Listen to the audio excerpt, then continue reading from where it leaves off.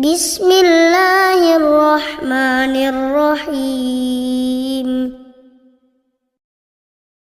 أرأيت الذي يكذب بالدين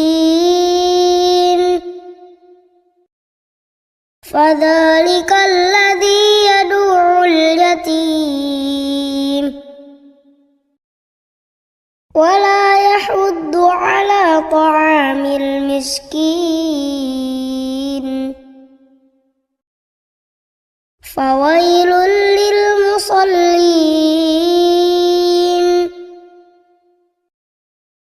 الذين هم عن صلاتهم ساهون الذين هم يراءون